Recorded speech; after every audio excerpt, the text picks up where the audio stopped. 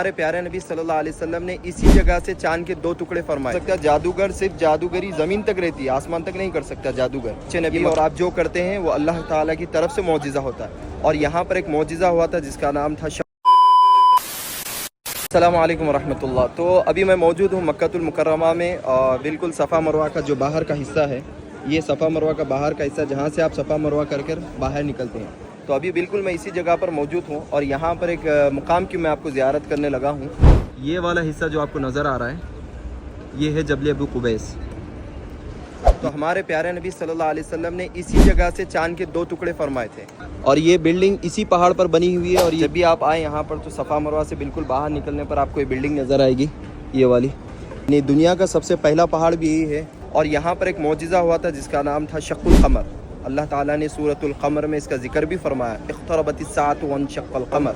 کیونکہ ایسا تھا جب ہمارے نبی مکے میں ہوتے تھے تو ہمارے نبی کی باتوں سے, آپ کے اخلاق سے ہر وہ شخص قائل ہو جا رہا تھا.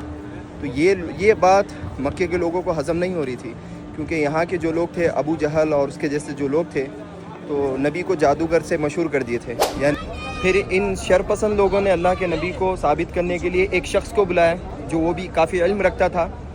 تو انہوں نے کہا اگر آپ اللہ کے نبی ہیں تو کوئی آسمانی معجزہ دکھائے.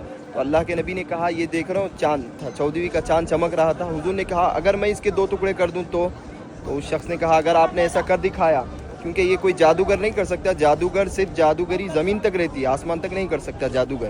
یہ مکے والوں کا ماننا تھا.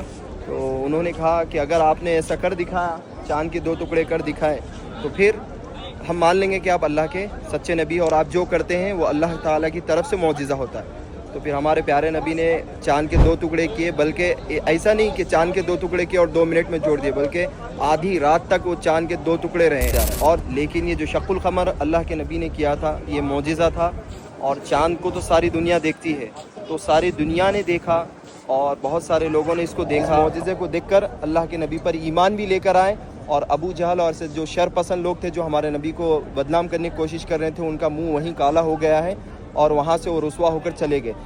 دیکھیں آپ ہمارے نبی کی شان, تو لاکھوں کروڑوں درود ہمارے نبی پر. تو آپ جب بھی یہاں پر آئیں تو عمرہ مکمل کرنے کے بعد میں آپ کو بالکل صفا مروہ کے باہر یہ بلڈنگ نظر آئیں گی. اللہ سے دعا ہے کہ اللہ تعالیٰ آپ کو بھی یہاں کی حاضری نصیب فرمائے. اور السلام علیکم ورحمۃ اللہ.